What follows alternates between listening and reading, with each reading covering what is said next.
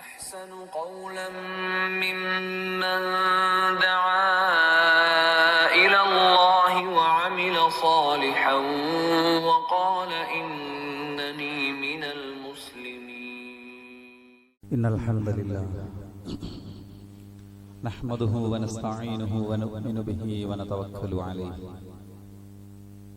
ونعوذ بالله من شرور أنفسنا ومن سيئات أعمالنا. من يهده الله فلا مضل له ومن يضلل فلا هادي له.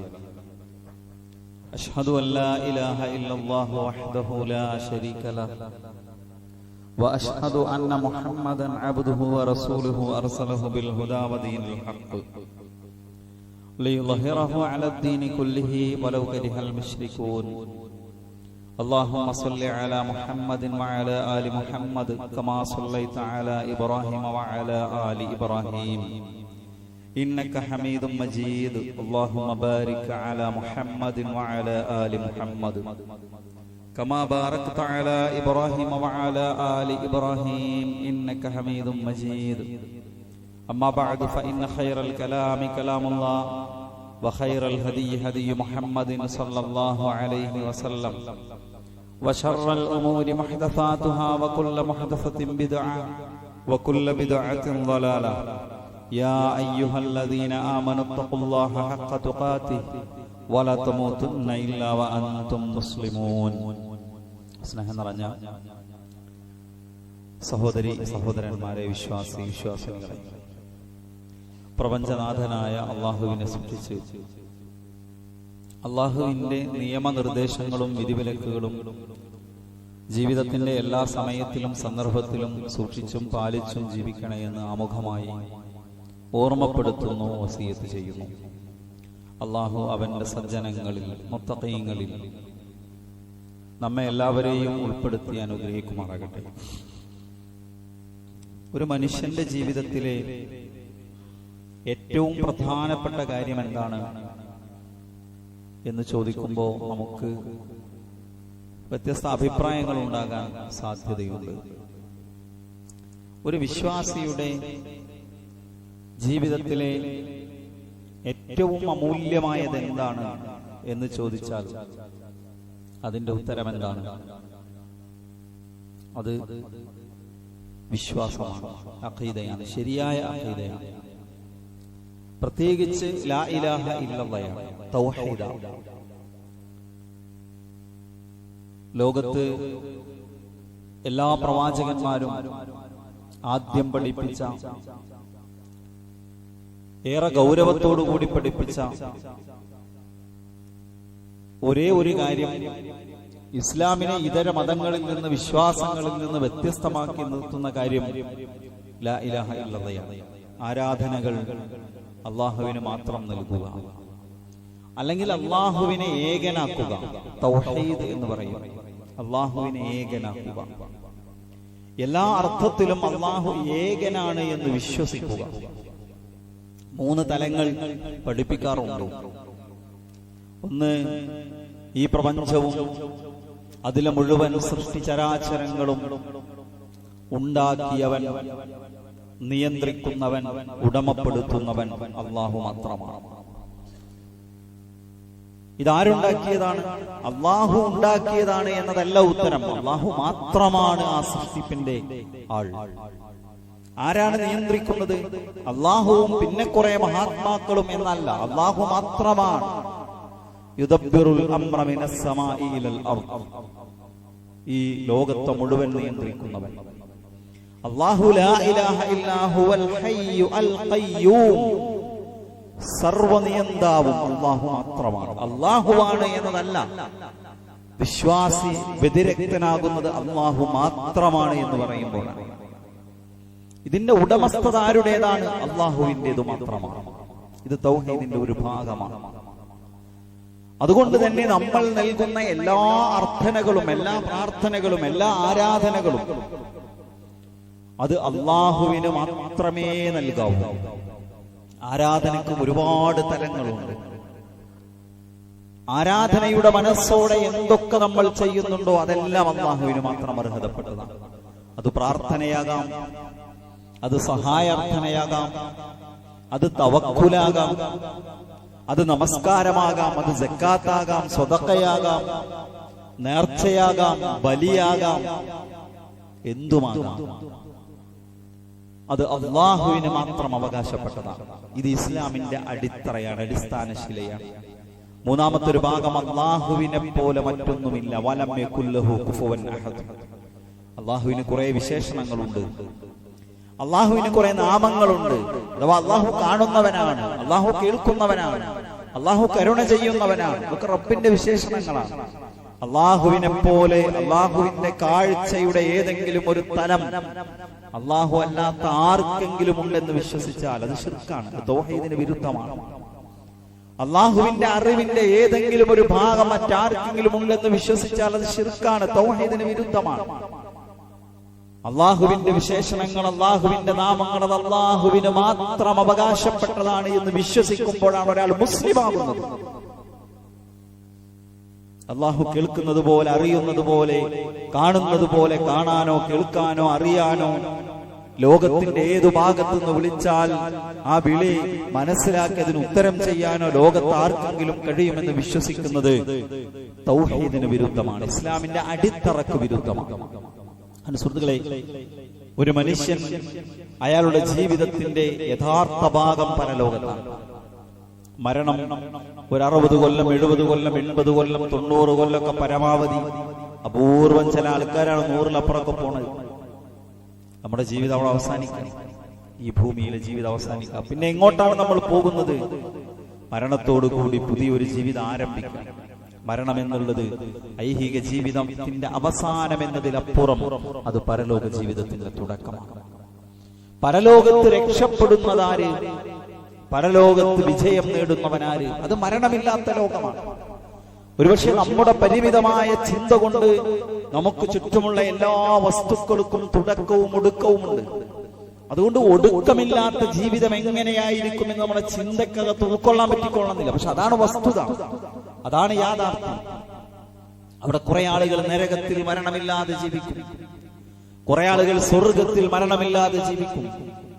ആരാണ് സ്വർഗത്തിലെത്തുക, ആരാണ് നരകത്തിലേക്ക് പോവുക? ഇസ്ലാം വ്യക്തമായി നമുക്ക് പഠിപ്പിച്ചു തന്നിട്ടുണ്ട്. തൗഹീദ് ഉള്ളവനാണ് സ്വർഗത്തിലെത്തപ്പെടാൻ സാധിക്കുകയുള്ളൂ. ലാ ഇലാഹ ഇല്ലല്ലാഹ് ശരിയായവർക്കാണ് സ്വർഗത്തിലെത്തിപ്പെടാൻ കഴിയുള്ളൂ, നരകത്തിൽ നിന്ന് മോചനം ലഭിക്കുകയുള്ളൂ.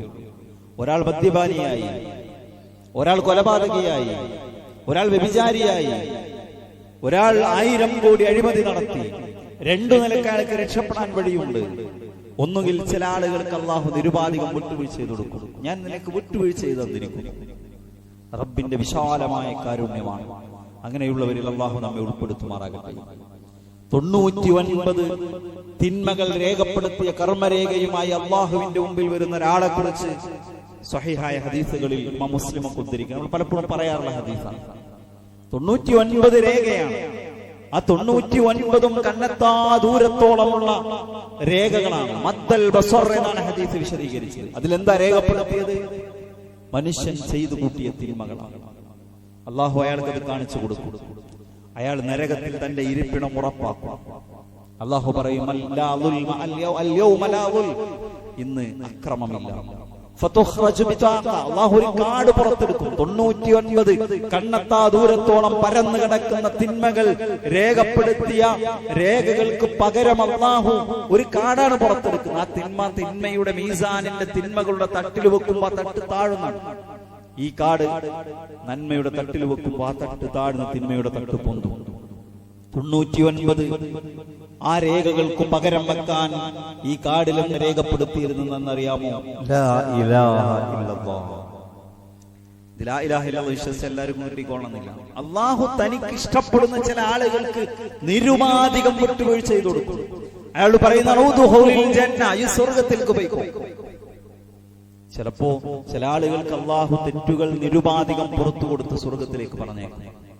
വേറെ ചില ആളുകളെ സംബന്ധിച്ചിടത്തോളം അവരുടെ ശിക്ഷകൾക്ക് ശേഷം അവരെ സ്വർഗത്തിലേക്ക്. ഇമാം ബുഖാരിയുടെ കിതാബുൽ ഈമാനിൽ ഒരു ഹദീസ് കാണാം. അതിൽ പറയുന്നത്, നരകത്തിന്റെ കാവൽക്കാരായ മലക്കുകളോട് അല്ലാഹു പറയും, അഖ്രിജൂ മിൻഹാ മൻ ഖാല ലാ ഇലാഹ ഇല്ലല്ലാഹ്. മനസ്സറിഞ്ഞ് തൗഹീദിൽ വിശ്വാസം ഉറപ്പിച്ച് ലാ ഇലാഹ ഇല്ലല്ലാഹ് പറഞ്ഞ ആരെങ്കിലും ഇനി നരകത്തിലുണ്ടോ? അയാൾ മുവഹിദായിരുന്നു, ശിർക്ക് ജീവിതത്തിൽ ചെയ്തിട്ടില്ല, പക്ഷെ അയാൾ കളവ് പറഞ്ഞു, അയാൾ സക്കാത്ത് കൊടുത്തില്ല, അയാൾ തെറ്റുകൾ ചെയ്തു, അതിന്റെ ഭാഗമായി നരകശിക്ഷ അനുഭവിച്ചുകൊണ്ടിരിക്കുന്നു. ഏറ്റവും അവസാനത്തെ തൗഹീദുള്ള മനുഷ്യനെയും അയാളുടെ ശിക്ഷ പൂർത്തിയായ മുറക്ക് അയാളെ പുറത്തെടുക്കാൻ അല്ലാഹു പറയും. മലക്കുകൾ അയാളെ പുറത്തെടുക്കും. നരകത്തിലെ ശിക്ഷ അനുഭവിച്ച അയാളുടെ ശരീരം കറുത്തു പുകഞ്ഞിട്ടുണ്ടാകും.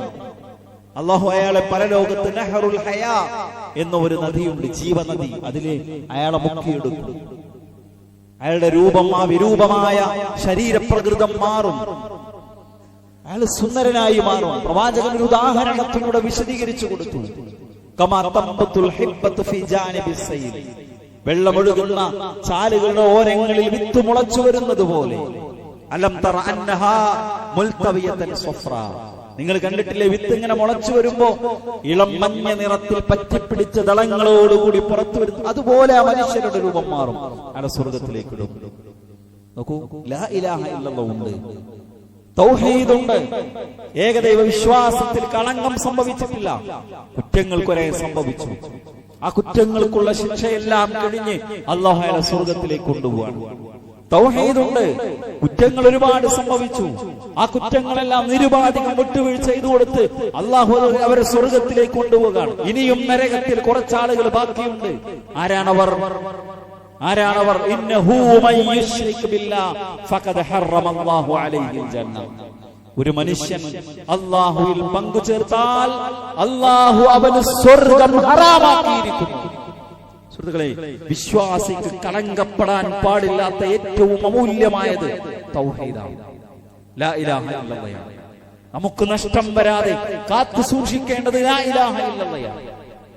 നോക്കൂ, മക്കക്കാരോട് പ്രവാചകൻ എത്ര യുദ്ധങ്ങളിൽ ഏർപ്പെട്ടു, പ്രവാചകൻ എത്രമേൽ അവർ ദ്രോഹിച്ചു. ത്വായിഫിന്റെ നാടുകളിലൂടെ പ്രവാചകൻ വീട് വീടാന്തരം കയറിയിറങ്ങി പ്രവാചകനെ കല്ലെറിഞ്ഞോടിച്ചതിന്റെ ചരിത്രം നമുക്കറിയില്ലേ? മക്കയിലേക്ക് ഹജ്ജിന് വന്ന വിവിധങ്ങളായ 85 ഗോത്രങ്ങളോട് പ്രവാചകൻ സഹായം തേടി. എന്തിനു വേണ്ടി? മക്കയിൽ നിന്ന് പോകാൻ. എന്നെ ഒന്ന് സഹായിക്കും. ആരും സഹായിച്ചില്ല. നബിക്ക് നാട് വിട്ടു പോകേണ്ടി വന്നു. മക്കക്കാരും നബിയും തമ്മിലുള്ള സമരത്തിന്റെ പോയിന്റേതായിരുന്നു. മക്കയിലെ മുശ്രിക്കുകളും പ്രവാചകൻ സല്ലല്ലാഹു അലൈഹി വസല്ലമക്കും യോജിച്ചു പോകാൻ കഴിയാത്ത പോയിന്റ് എവിടെയായിരുന്നു? പ്രവാചകന്റെ സ്വഭാവമാണോ? പ്രവാചകന്റെ പെരുമാറ്റമാണോ? പ്രവാചകനിലെ ഏതെങ്കിലും അധികാരമോഹമാണോ? പ്രവാചകനിലെ മോശമായ വ്യക്തിത്വമാണോ? അല്ല, പ്രവാചകൻ അവർക്കൽ അമീനാണ്. മക്കക്കാരോ, അവരിൽ പല നന്മകളും ഉണ്ടായിരുന്നു. മക്കക്കാര് ഹജ്ജ് ചെയ്തിരുന്നു. നമ്മളെപ്പോഴും പറയാറുള്ള പോയിന്റ്, അവർ ഹജ്ജ് ചെയ്യുന്നത് എങ്ങനെയാണ്? സഫാ മലയുടെ മുകളിൽ അവരുടെ വസ്ത്രം അഴിച്ചു വെച്ച് പുരുഷന്മാർ പകലും സ്ത്രീകൾ രാത്രിയും ഹജ്ജ് നിർവഹിക്കും. എന്തിനെ? ഞങ്ങളുടെ വസ്ത്രങ്ങൾ പാപം ചെയ്ത വസ്ത്രമാണ്, അതുകൊണ്ട് കഅബ തവാഫ് ചെയ്യാൻ പാടില്ല. മക്കക്കാർ നേർച്ചയാക്കിയിരുന്നു. അല്ലാഹുവിനും നേർച്ചയാക്കും, അല്ലാഹു അല്ലാത്തവർക്കും നേർച്ചയാക്കും. എന്നിട്ട് അവരുടെ ഗോതമ്പിൽ നിന്ന്, അവരുടെ ഈത്തപ്പഴത്തിൽ നിന്ന്, അവരുടെ മുന്തിരിയിൽ നിന്ന് അല്ലാഹുവിന് നേർച്ചയാക്കിയതിൽ നിന്ന് എന്തെങ്കിലും ഒരു ഭാഗം അല്ലാഹു അല്ലാത്തവർക്ക് നേർച്ചയാക്കിയതിലേക്ക് പോയാൽ അവർ കുഴപ്പമില്ല എന്ന് പറയും. അല്ലാഹു അല്ലാത്തവർക്ക് നേർച്ചയാക്കിയതിൽ നിന്ന് കുറച്ച് അല്ലാഹുവിന് നേർച്ചയാക്കിയതിലേക്ക് പോയാലോ അവരത് എടുത്ത് അങ്ങോട്ട് തന്നെ ഇടും. എന്താ പറഞ്ഞേ? അല്ലാഹു നല്ല സമ്പന്നനാണ്, വലിയാണ്, അള്ളാഹ് കിട്ടേണ്ടതിൽ നിന്ന് കുറച്ച് കിട്ടിയില്ലെങ്കിലും കുഴപ്പമില്ല. പക്ഷെ ഇവര് അത്ര അള്ളാഹുവിന്റെ അത്ര സമ്പന്നന്മാരല്ല. ആര്? ലാത്തയും ഉസ്സയും മനാത്തും ഹബലും ഇബ്രാഹിം നബി ഇസ്മായിൽ നബിയൊക്കെ മുൻകഴിഞ്ഞു പോയ മഹാന്മാരാണ് പലരും. അവർ നേർച്ച ചെയ്തിരുന്നവരാണ്, അവർ ഹജ്ജ് ചെയ്തിരുന്നവരാണ്, അവർ കരാർ പാലിച്ചിരുന്നവരാണ്. നിങ്ങൾ നോക്കൂ, കഅബാലയത്തിന്റെ പുനർനിർമ്മാണം നടക്കുന്നുണ്ട് പ്രവാചകന്റെ യുവത്വ കാലഘട്ടത്തിൽ. കഅബക്ക് പല കാലങ്ങളിൽ സംഭവിച്ച കേടുപാടുകളെ ശരിയാക്കാൻ മക്കയിലെ ഖുറൈശികൾ തീരുമാനിച്ചു. അവരതിനു വേണ്ടി സാമ്പത്തിക സമാഹരണം നടത്തി. എന്നിട്ടോ എന്താണ് അവർ സാമ്പത്തിക സമാഹരണം നടത്താൻ നിബന്ധന വെച്ചതറിയോ? പലിശയില്ലാത്ത പണമായിരിക്കും. എല്ലാവരും സമാഹരിച്ചു. പലിശയില്ലാത്ത പണം, ഹറാമായ പണം അതിലുണ്ടാകാൻ പാടില്ല. പണം സമാഹരിച്ച് ഉള്ള കഅബ പൊളിക്കണല്ലോ. കേടുപാടുകൾ സംഭവിച്ചവർക്ക് കഅബ പൊളിക്കാൻ ഭയം. ഒരു ദിവസം മുഗൈറ കഅബയുടെ മുകളിൽ കയറി ഒരു കല്ലെടുത്തു മാറ്റി.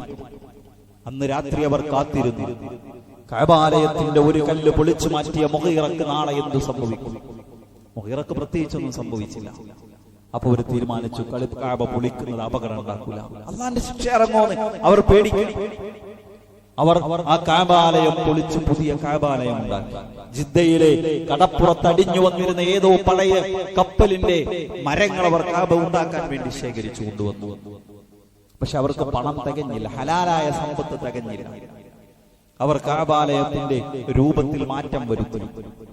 നേരത്തെ ഇന്ന് മക്കയിൽ പോയവർക്കറിയാം, കഅബയുടെ ചിത്രം കാണുന്നവർക്കറിയാം, കഅബാലയത്തിന്റെ പുറത്തൊരു അരച്ചുമര് ഒരു അർദ്ധവൃത്താകൃതിയിലുണ്ട്. അതും കൂടി ഉൾപ്പെടുന്നതാണ് കഅബാലയം. പക്ഷെ അവർക്ക് പണം ചെയ്യാത്തത് കൊണ്ട് ആ ഭാഗം ഒഴിവാക്കി വലുപ്പം കുറച്ച് എല്ലാവരും കഅബയിലേക്ക് കയറി ഇറങ്ങി. 2 വാതിലുണ്ടായിരുന്നു കഅബക്ക്. കയറി ഇറങ്ങി പോകാതിരിക്കാൻ ഇന്ന് കാണുന്നത് പോലെ കഅബാലയത്തിന്റെ തറ നല്ല ഉയർത്തി മുകളിൽ വാതിലാക്കി, ഒരു വാതിലിൽ ചുരുക്കി. അതിന്റെ ഹുർമത്ത്, പവിത്രത കാത്തു സൂക്ഷിക്കാൻ ആരാ ചെയ്തത്? മക്കയിലെ മുശ്രിക്കുകൾ ചെയ്തതിനെ കുറിച്ചാണ് പറഞ്ഞത്. ഇന്ന് നമ്മൾ കാണുന്ന കഅബാലയത്തിന്റെ രൂപമുണ്ടാക്കിയത് മക്കയിലെ മുശ്രിക്കുകളാണെന്നാണ് പറയുന്നത്. പിന്നീട് വലീദ് ഇബ്നു അബ്ദുൽ മലിക്കിന്റെ കാലഘട്ടത്തിൽ അബ്ദുല്ലാഹി ഇബ്നു സുബൈർ റളിയല്ലാഹു അൻഹു മക്കയുടെ അധികാരം കൈകാര്യം ചെയ്ത കുറച്ച് കാലമുണ്ട്. മഹാനായ പണ്ഡിത സ്വഹാബിയാണ്. അന്ന് അദ്ദേഹം കഅബ പൊളിച്ച് അതിന്റെ യഥാർത്ഥ ഇബ്രാഹിം നബി ഉണ്ടാക്കിയ അതേ രൂപത്തിലേക്ക് മാറ്റി. പക്ഷേ പിന്നീട് അബ്ദുല്ലാഹി ഇബ്നു സുബൈർ റളിയല്ലാഹു അൻഹുവിനെ എല്ലാം അവിടുന്ന് മാറ്റി.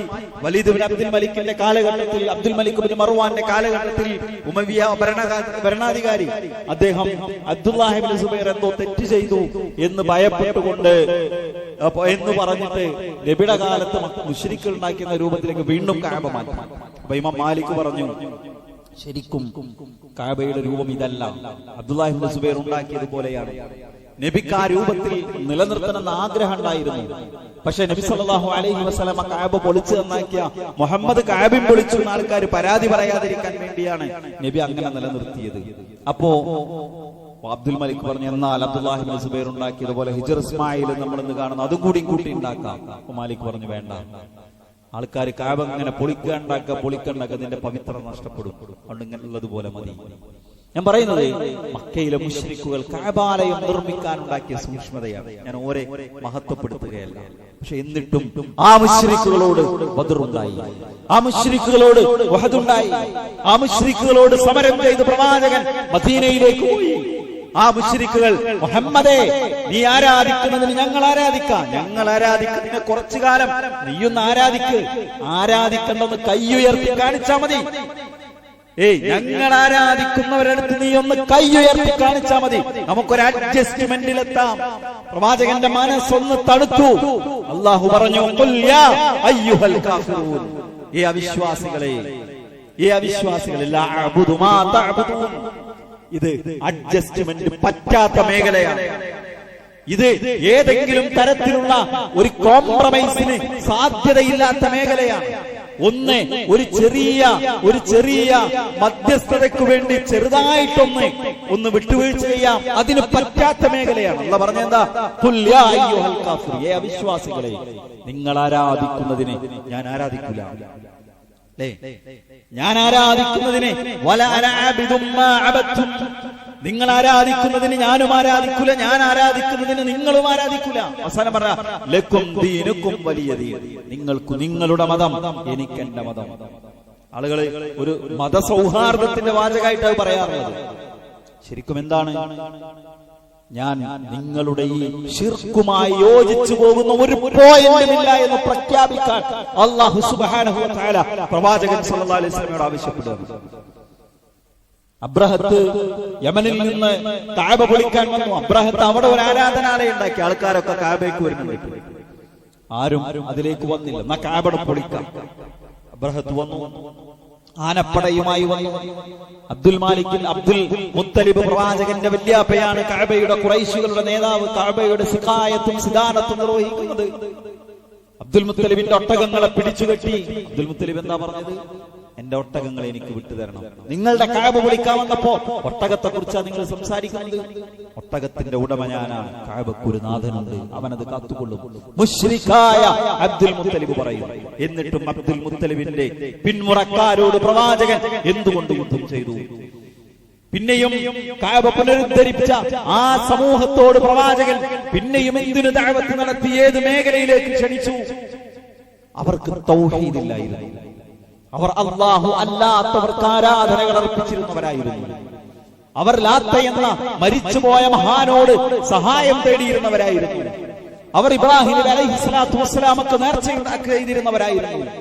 അവർ ഇസ്മായിൽ നബി അലൈഹിസ്സലാത്തു വസ്സലാമക്ക് നേർച്ച ചെയ്തിരുന്നവരായിരുന്നു. ഇബ്രാഹിം നബി അല്ലാഹുവിനെ വിശ്വസിച്ചിട്ട, ഇസ്മായിൽ നബി സ്വതന്ത്രമായ ദൈവമാണെന്ന് വിശ്വസിച്ചിട്ട അല്ല. ഖുർആൻ നമ്മളെ പഠിപ്പിക്കുന്നു, നമ്മുടെ നാട്ടിൽ മുഹ്യിദ്ദീൻ ശൈഖ് അല്ലാഹുവിനോട് ഞങ്ങൾക്ക് വേണ്ടി ശുപാർശ ചെയ്യുമെന്ന വിശ്വാസത്തോടെയാണ് യാ ഗൗസ് യാ മുഹ്യിദ്ദീൻ എന്ന് ഖുതുബിയത്തിൽ ഞങ്ങൾ വിളിക്കുന്നത് എന്ന് പറയാറില്ലേ? അതേ ന്യായമാണ് മക്കയിലെ മുശ്രിക്കുകൾ പറഞ്ഞത്. സൂറത്ത് യൂനുസ് 58-ാമത്തെ ആയത്ത്. മാ നഅബ്ദുഹും ഇല്ലാ ലിയുഖർരിബൂനാ ഇലല്ലാഹി സുൽഫാ 39-ാം അധ്യായം സൂറത്ത് സുമർ 3-ാമത്തെ ആയത്ത്. ഞങ്ങൾ ഹുബ്ലിനെ ആരാധിക്കുന്നത്, ലാത്തയെ ആരാധിക്കുന്നത്, മനാത്തിനെ ആരാധിക്കുന്നത്, ഉസ്സയെ ആരാധിക്കുന്നത്, കഅബാലയത്തിലുള്ള 300 ചില്ലാനം വിഗ്രഹങ്ങൾ ആരാധിക്കുന്നത് അവക്ക് സ്വന്തമായ കഴിവുണ്ട് എന്ന വിശ്വാസത്തോടു കൂടിയല്ല, സ്വന്തമായ ദൈവമുണ്ട് എന്ന വിശ്വാസത്തോടു കൂടിയല്ല. മാ നഅബ്ദുഹും ഇല്ലാ ലിയുഖർരിബൂനാ ഇലല്ലാഹി സുൽഫാ, അല്ലാഹുവിലേക്ക് അടുപ്പിക്കാനാണ്, ഞങ്ങളെ അല്ലാഹുവിലേക്ക് അടുപ്പിക്കാൻ വേണ്ടി. ഇതാണ് മക്കയിലെ മുശ്രിക്കുകളുടെ വിശ്വാസം. ആ വിശ്വാസം ശരിയല്ലെന്നും അത് ലാ ഇലാഹ ഇല്ലല്ലാഹ്ക്ക് വിരുദ്ധമാണെന്നും നിങ്ങൾ തൗഹീദിലേക്ക് വരണമെന്നും അവിടുത്തെ മുശ്രിക്കുകളെ, അവിടുത്തെ ജൂതന്മാരെ, അവിടുത്തെ ക്രൈസ്തവരെ പ്രവാചകൻ ക്ഷണിച്ചു. യാ അഹ്ലൽ കിതാബ് തആലൂ ഇലാ കലിമത്തിൻ സവാഇൻ ബൈനനാ വബൈനകും, ലാ ഇലാഹ ഇല്ലല്ലാഹിലേക്ക് നിങ്ങൾ വരണം, ലാ ഇലാഹ ഇല്ലല്ലാഹിലേക്ക് നിങ്ങൾ വരണം. യാ അയ്യുഹന്നാസ് വഅബ്ദു റബ്ബക്കുമുല്ലദീ ഖലഖകും, അല്ലാഹുവിനെ മാത്രം നിങ്ങൾ ആരാധിക്കണം. അതാ പഠിപ്പിച്ചത്. ഇതാണ് ഇസ്ലാമിന്റെ മർമ്മം. ബാക്കിയെല്ലാം അല്ലാഹുവിനെ സംബന്ധിച്ചിടത്തോളം അവന് പുറത്തു തന്നേക്കാം. ആളുകൾ വിചാരിക്കുന്നത് നിസ്കാരം അതാണ് എല്ലാം എന്നാണ്. നിസ്കാരം ഇസ്ലാമിന്റെ ഏറ്റവും പ്രധാനപ്പെട്ട ആരാധനാ കർമ്മമാണ്, ഏറ്റവും പ്രധാനപ്പെട്ട ആരാധന കർമ്മം. പക്ഷേ തൗഹീദിൽ പിഴവ് സംഭവിച്ചാൽ നിസ്കാരം അല്ലാഹുക്ക് വേണ്ട. ദാനധർമ്മങ്ങൾ, ഒരുപാട് മനുഷ്യർക്ക് ദാനധർമ്മങ്ങൾ നിർവഹിക്കുന്ന ഒരാൾ തൗഹീദിൽ പിഴവുണ്ടെങ്കിൽ ആ ദാനധർമ്മം അല്ലാഹു സ്വീകരിക്കുകയില്ല. അല്ലാഹു ആ ദാനധർമ്മങ്ങൾ സ്വീകരിക്കുകയില്ല. അവർക്ക് 100 പേരെ കൊന്നവന് പുറത്തു കൊടുത്തു അല്ലാഹ്, 100 ആളെ കൊന്നവന് അല്ലാഹു സുബ്ഹാനഹു വ തആല പുറത്തു കൊടുത്തു. അയാൾ ശിർക്കില്ലായിരുന്നു. ശിർക്ക് അല്ലാഹു പൊറുക്കാത്ത പാപമാണ്. ഇന്നല്ലാഹ ലാ യഗ്ഫിറു അൻ യുശ്റക ബിഹി വയഗ്ഫിറു മാ ദൂന ദാലിക ലിമൻ യശാ. മഹാനായ സഅദ് ഇബ്നു മുആദ് റളിയല്ലാഹു അൻഹുവിന്റെ ഗോത്രം, സഅദ് റളിയല്ലാഹു അൻഹു ചരിത്രമാണ്. അദ്ദേഹം മുസ്ലിമായപ്പോൾ ഗോത്രക്കാരോട് വന്നിട്ട് പറഞ്ഞു, ഇന്നു മുതൽ ഞാൻ നിങ്ങളോട് മിണ്ടൂല, നിങ്ങളെല്ലാവരും മുസ്ലിമാകണം. എല്ലാവരും ഇസ്ലാം സ്വീകരിച്ചു. ഒരാൾ ഇസ്ലാം സ്വീകരിച്ചില്ല. സഅദ് റളിയല്ലാഹു അൻഹു അവരുടെ ഗോത്രക്കാർക്ക് അത്ര ഇഷ്ടമായിരുന്നു. അവർക്ക് തമ്മിലുള്ള ആത്മബന്ധമാണ് സഅദ് റളിയല്ലാഹു അൻഹു അങ്ങനെ പറയാൻ പ്രേരിപ്പിച്ചത്. ആൾക്കാരെ വെറുക്കുകയോ അല്ലെങ്കിൽ തള്ളിപ്പറയുകയോ അല്ല. സഅദ് പറഞ്ഞാൽ അവർ കേൾക്കും. അത് സഅദ് റളിയല്ലാഹു അൻഹു അറിയാം. അത്ര സ്വീകാര്യമായ വ്യക്തിത്വമായിരുന്നു അദ്ദേഹത്തിന്റെ. എല്ലാവരും ഇസ്ലാം സ്വീകരിച്ചു. കാലം കുറെ കഴിഞ്ഞു. നബി ഒരു യുദ്ധത്തിന് വിളിച്ചു. സഅദ് റളിയല്ലാഹു അൻഹുവിന്റെ ഗോത്രത്തിലെ എല്ലാ പുരുഷന്മാരും യുദ്ധത്തിന് പോയി. മുസ്ലിം ആകാത്ത മനുഷ്യൻ ഒരു യാത്ര കഴിഞ്ഞ് വീട്ടിലെത്തി, നാട്ടിലെത്തി. ആണുങ്ങളാരും കാണല്ലേ. അദ്ദേഹം ചോദിച്ചു, എന്തുപറ്റി ഈ ആളുകൾക്ക്? നബി യുദ്ധത്തിന് വിളിച്ചു, അവർ പോയി. അദ്ദേഹം തന്റെ ആയുധമെടുത്ത് യുദ്ധക്കളത്തിലേക്ക് പോയി. യുദ്ധം അവസാനിച്ച് യുദ്ധക്കളത്തിൽ വീണ് കിടക്കുന്ന ആളുകളുടെ അരികിലൂടെ നടക്കുമ്പോൾ ആളുകൾക്ക് അത്ഭുതമായി. ഈ മനുഷ്യനെ കാണുന്നു. അദ്ദേഹത്തോട് ചോദിച്ചു, നീ എന്തിനാ യുദ്ധം ചെയ്തത്? നിന്റെ ഗോത്രത്തിന് വേണ്ടിയാണോ? നിന്റെ ആളുകളെ, നിന്റെ കുടുംബക്കാരെ രക്ഷിക്കാൻ വേണ്ടിയാണോ? അല്ല. അദ്ദേഹം പറഞ്ഞു, ഫീ സബീലില്ലാഹ്, അല്ലാഹുവിന്റെ മാർഗ്ഗത്തിൽ. നബി പ്രയോഗിച്ചൊരു വാചകമുണ്ട്. ആ വാർത്ത കേട്ടപ്പോൾ ഒരു സുജൂദ് പോലും ചെയ്യാതെ സ്വർഗത്തിൽ പോയ ആൾ, അല്ലാഹുവിന് വേണ്ടി ഒരു സുജൂദ് പോലും ചെയ്യാതെ സ്വർഗത്തിൽ പോയ ആൾ. അപ്പോൾ അയാൾ സ്വർഗത്തിൽ പോകാനുള്ള മാനദണ്ഡം എന്തായിരുന്നു? അയാൾ സ്വർഗത്തിൽ പോകാനുള്ള മാനദണ്ഡം എന്തായിരുന്നു? ലാ ഇലാഹ ഇല്ലല്ലാഹ്. പ്രവാചകൻ ആളുകൾ ആക്രമിക്കാതെ, കൊല ചെയ്യാതെ, കൊലപാതകത്തിന് അല്ലാഹു സംരക്ഷണം നൽകിയിട്ടുണ്ട് പ്രവാചകന്. ആളുകൾ ആക്രമിക്കാതെ സംരക്ഷിച്ചു നിർത്തിയതാരാ? പ്രവാചകന്റെ പിതൃ സഹോദരൻ അബൂ താലിബായിരുന്നു. അബൂ താലിബ് പ്രവാചകനെ സംരക്ഷിച്ച് ഖുറൈശികളുടെ അന്നത്തെ തലവൻ അബൂ താലിബ് പ്രവാചകന്റെ മൂത്താപ്പയാണ്. അവിടെ ആരും തൊടൂല. പലരും പറഞ്ഞിട്ടുണ്ട് അബൂ താലിബിനോട് മുഹമ്മദിന്റെ കാര്യം ഞങ്ങൾക്ക് വിട്ടേരുന്ന്. അബൂ താലിബ് വിട്ടുകൊടുത്തിട്ടില്ല. നബിയെ പരിപാലിച്ചു, ശത്രുക്കളിൽ നിന്ന് സംരക്ഷിച്ച് പ്രവാചകനെ പരിപാലിച്ചു കൊണ്ടുപോയി. പ്രവാചകന്റെ 48ാമത്തെ വയസ്സാണെന്നാണ് എന്റെ ഓർമ്മ. പ്രവാചകൻ ആ തണൽ മരം നഷ്ടപ്പെട്ടു പോയി. അബൂ താലിബ് നരകത്തിലാണെന്ന് പ്രവാചകൻ പറഞ്ഞു. അബൂ താലിബ് നരകത്തിലാണെന്ന് പ്രവാചകൻ പറഞ്ഞു. ഇസ്ലാമിനെ സഹായിച്ച, പ്രവാചകനെ പരിപാലിച്ച, പ്രവാചകനെ ശത്രുക്കൾക്ക് വിട്ടുകൊടുക്കാതെ കാത്തു സൂക്ഷിച്ച അബൂ താലിബ് നരകത്തിൽ പോകാനുള്ള കാരണം എന്താണ്? അബൂ താലിബിന് ലാ ഇലാഹ ഇല്ലല്ലാഹ് ഉണ്ടായിരുന്നില്ല. മരിക്കാൻ കിടക്കുന്ന അബൂ താലിബിന്റെ അടുത്തിരുന്ന് പ്രവാചകൻ പറഞ്ഞു, യാ അമ്മി ഖുൽ ലാ ഇലാഹ ഇല്ലല്ലാഹ്. എന്റെ പിതൃ സഹോദര, ഒന്ന് ലാ ഇലാഹ ഇല്ലല്ലാഹ് പറയൂ. ഇന്നി ഉഹാജ്ജു ലക ബിഹാ ഇല്ലല്ലാഹ്. നിങ്ങൾക്ക് വേണ്ടി പരലോകത്ത് അല്ലാഹുവിന്റെ അടുക്കൽ ഞാൻ വാദിക്കും, നിങ്ങളൊന്ന് ലാ ഇലാഹ ഇല്ലല്ലാഹ് പ്രഖ്യാപിച്ചാൽ. അഭിമാനഭാരം കൊണ്ട്, ബോധം കൊണ്ട്, ദുരഭിമാന ബോധം കൊണ്ട് അബൂ താലിബ് ലാ ഇലാഹ ഇല്ലല്ലാഹ് പ്രഖ്യാപിക്കാതെ മരിച്ചുപോയി. അയാൾ നരകത്തിലാണെന്ന് പറഞ്ഞു. നമ്മുടെ സുഹൃത്തുക്കളെ, നല്ല വേഷമല്ല സ്വർഗപ്രവേശനത്തിന്റെ മാനദണ്ഡം. നല്ല സംസാരമല്ല സ്വർഗപ്രവേശനത്തിന്റെ മാനദണ്ഡം. 1000 കോടി മനുഷ്യരെ സഹായിക്കലല്ല സ്വർഗപ്രവേശനത്തിന്റെ അടിസ്ഥാന മാനദണ്ഡം. ഇതൊക്കെ വലിയ വലിയ നന്മകളാണ്. ഒരു വിശ്വാസി ശ്രദ്ധിക്കേണ്ട, പാലിക്കേണ്ട, നടപ്പിലാക്കേണ്ട നന്മകളാണ്. സ്വർഗപ്രവേശനത്തിന്റെ അടിസ്ഥാന മാനദണ്ഡം ലാ ഇലാഹ ഇല്ലല്ലാഹ്. അതുകൊണ്ട് കയ്യിൽ ചരട് കെട്ടിയ മനുഷ്യനോട് ഇത് അല്ലാഹു അല്ലാത്തവർക്ക് ചെയ്യുന്ന തവക്കുലാണ്, ശിർക്കാണ് എന്ന് പറഞ്ഞു കൊടുക്കാത്ത പ്രബോധനം യഥാർത്ഥ പ്രബോധനമല്ല. ജാറത്തിൽ പോയി സുജൂദ് ചെയ്യുന്ന മരിച്ചുപോയ മഹാത്മാക്കളോട് എന്നെ രക്ഷിക്കണേ ബദരീങ്ങളെ എന്ന് പ്രാർത്ഥിക്കുന്ന റബീഉൽ അവ്വൽ 12-ന് പ്രവാചകന്റെ പേരിൽ മൗലിദ് പാരായണം ചെയ്ത് യാ ഖൈറൻ നബി എന്ന് പ്രവാചകനോട് വിളിച്ചു പ്രാർത്ഥിക്കുന്ന, പ്രാർത്ഥനയെന്ന ആരാധന അല്ലാഹു അല്ലാതെ പ്രവാചകന് നൽകുന്ന ഒരു മനുഷ്യനോട് നീ ചെയ്യുന്നത് ശിർക്കാണ്, മാറി നിൽക്കണമെന്ന് പറയുന്നതാണ് ഏറ്റവും ഉത്തമമായ പ്രബോധനം. ആ പ്രബോധന പ്രവർത്തനങ്ങളാണ് നടക്കേണ്ടത്. ഞാൻ പറഞ്ഞു, നമുക്ക് എപ്പോഴും ഏറ്റവും അധികം കൂറുണ്ടാകേണ്ടത് അല്ലാഹുവിനോടാണ്. നമ്മൾ ഇത്തരം ചർച്ചകളെ വിമർശിക്കുകയാണ്. ഇത്തരം ചർച്ചകൾ നമുക്ക് ഉൾക്കൊള്ളാൻ കഴിയുന്നില്ല. അതുകൊണ്ട് സുഹൃത്തുക്കളെ, ലാ ഇലാഹ ഇല്ലല്ലാഹ് അത് ആരുടേതാണോ ശരിയാകുന്നത് അയാൾക്കാണ് പരലോകത്ത് രക്ഷപ്പെടാൻ സാധിക്കുക. ആരാണോ ശിർക്കില്ലാതെ തൗഹീദിൽ അധിഷ്ഠിതമായ ജീവിതം നയിക്കുന്നത് അയാൾക്കാണ് പരലോകത്ത് രക്ഷപ്പെടാൻ സാധിക്കുക. നമ്മുടെ വിശ്വാസത്തിലേക്ക് ശിർക്ക് കടന്നു വരാതെ കാത്തു സൂക്ഷിച്ച് യഥാർത്ഥ മുവഹ്ഹിദായി, യഥാർത്ഥ ലാ ഇലാഹ ഇല്ലല്ലാഹയുടെ ആളായി മരിക്കാൻ നമ്മൾ പ്രയത്നിക്കണം. അല്ലാഹുവിനോട് ആത്മാർത്ഥമായി പ്രാർത്ഥിക്കണം. അല്ലാഹു അനുഗ്രഹിക്കുമാറാകട്ടെ.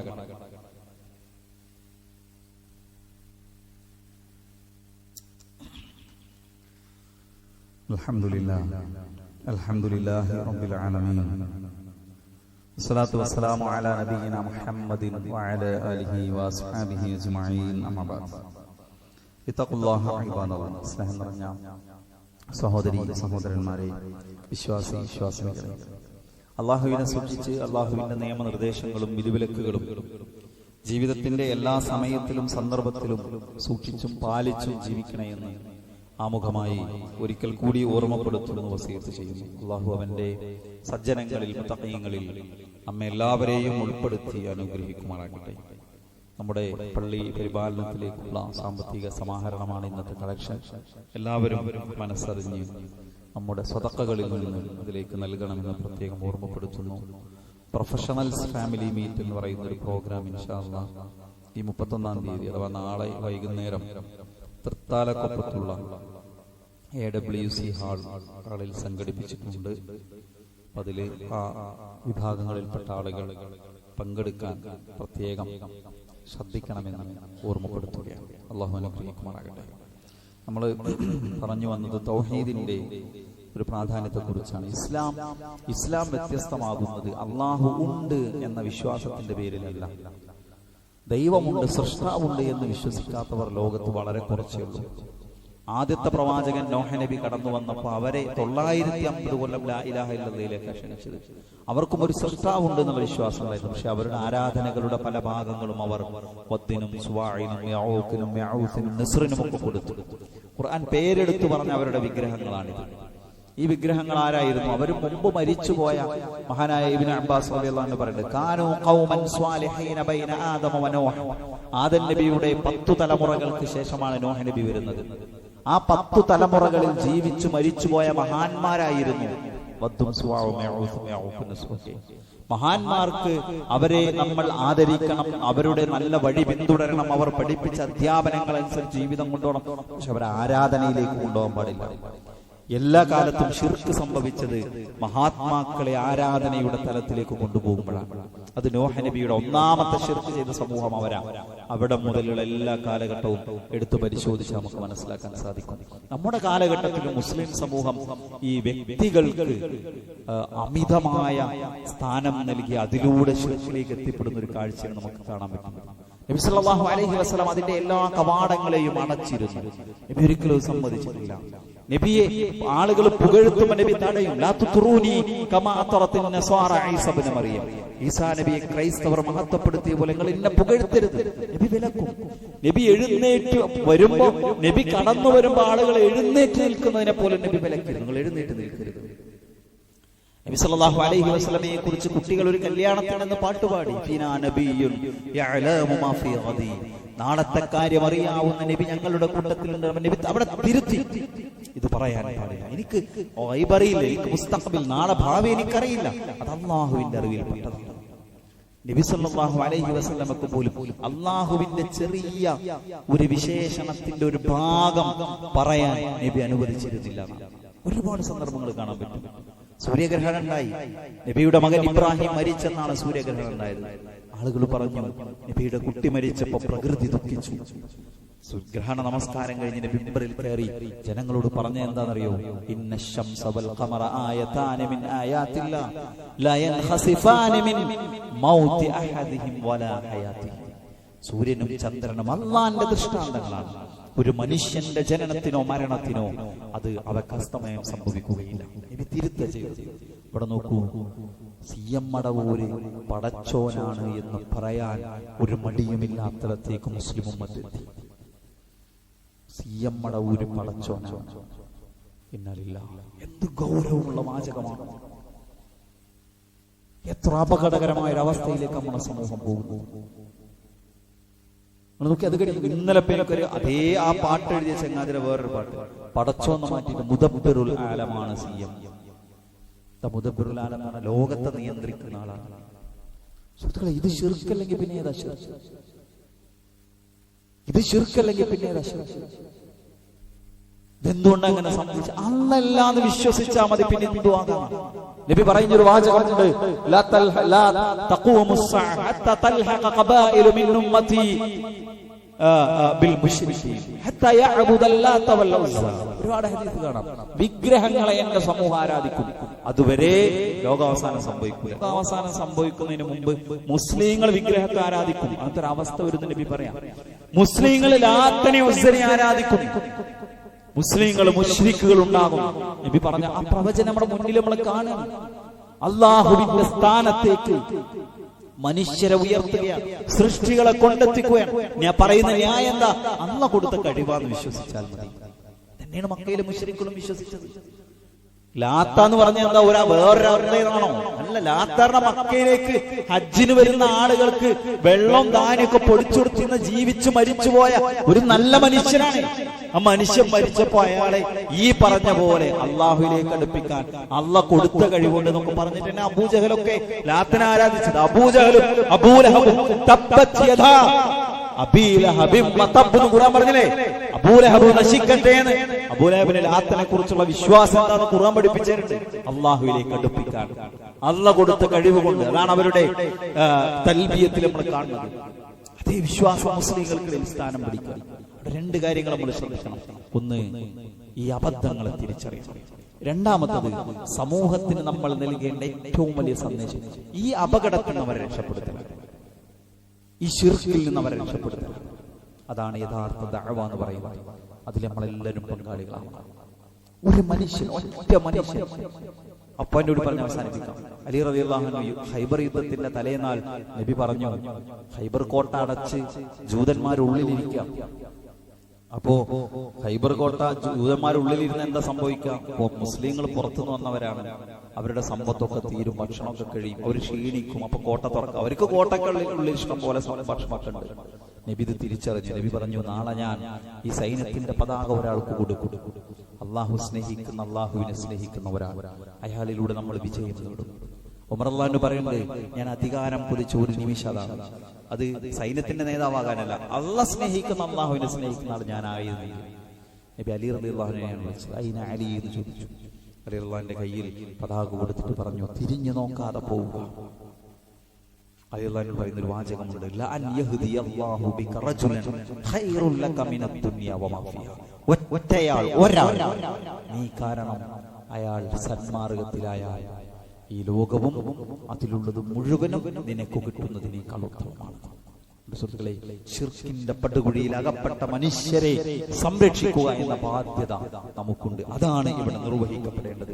പക്ഷെ ആളുകൾ പലപ്പോഴും അതല്ലാത്തതൊക്കെ ചെയ്യും. അതുമാത്രം ചെയ്യുന്നത് എന്തോ കുറ്റമാണ് എന്ന് കരുതുന്ന ഒരു സാഹചര്യത്തിലൂടെ കടന്നു പോകുന്നു. അല്ലാഹു സുബ്ഹാനഹു വ തആല അവന്റെ ദീന് പൂർണ്ണമായി പഠിക്കാനും അതനുസരിച്ച് ജീവിക്കാനും നമുക്ക് എല്ലാവർക്കും തൗഫീഖ് നൽകി അനുഗ്രഹിക്കുമാറാകട്ടെ. നമ്മിൽ നിന്ന് വന്നുപോയ എല്ലാ തെറ്റുകുറ്റങ്ങളും അല്ലാഹു നമുക്ക് പുറത്തു മാപ്പ് നൽകുമാറാകട്ടെ. പല പല പരീക്ഷണങ്ങളിലൂടെ കടന്നു പോകുന്ന ധാരാളം ആളുകളുണ്ട്. നമ്മുടെ ഒരു സഹോദരന്റെ മോളെക്കുറിച്ച് കഴിഞ്ഞ ഖുതുബയിലും നമ്മൾ പ്രാർത്ഥിച്ചിരുന്നു. വലിയ രോഗം ബാധിച്ച് രോഗം ഡയഗ്നോസ് ചെയ്ത് അങ്ങനത്തെ ഒരു അവസ്ഥയിലാണ്. അല്ലാഹു എല്ലാവർക്കും രോഗശമനം നൽകി അനുഗ്രഹിക്കുമാറാകട്ടെ. എല്ലാവരെയും അവരുടെ ദുരിതങ്ങളിൽ നിന്നും പ്രയാസങ്ങളിൽ നിന്നും അതിന് ദൂരീകരണം നൽകി അനുഗ്രഹിക്കുമാറാകട്ടെ. നമ്മിൽ നിന്ന് വേർപിരിഞ്ഞു പോയ നമ്മുടെ സ്നേഹനിധികളായ മാതാപിതാക്കൾ, ആദർശ ബന്ധുക്കൾ, കുടുംബ ബന്ധുക്കൾ, അല്ലാഹു എല്ലാവർക്കും മഗ്ഫിറത്തും മർഹമത്തും നൽകി അനുഗ്രഹിക്കുമാറാകട്ടെ. അല്ലാഹുമ്മ ഗ്ഫിർ ലിൽ മുഅ്മിനീന വൽ മുഅ്മിനാത്ത് വൽ മുസ്ലിമീന വൽ മുസ്ലിമാത്ത് അൽ അഹ്യാഇ മിൻഹും വൽ അംവാത്ത് ഇന്നക മുജീബുദ് ദഅവാതി യാ ഖാദിയൽ ഹാജാത്ത്. അല്ലാഹുമ്മ അജിർനാ മിനൻ നാർ, അല്ലാഹുമ്മ അജിർനാ മിനൻ നാർ, അല്ലാഹുമ്മ അജിർനാ മിനൻ നാർ വഅദ്ഖിൽനൽ ജന്നത യാ റബ്ബൽ ആലമീൻ. അല്ലാഹുമ്മ അഇസ്സൽ ഇസ്ലാം والمسلمين وأذل الشرك والمشركين. ربنا تقبل منا إنك أنت السميع العليم وتب علينا إنك أنت التواب الرحيم. اللهم صل على محمد وعلى آله وصحبه وسلم والحمد لله رب العالمين.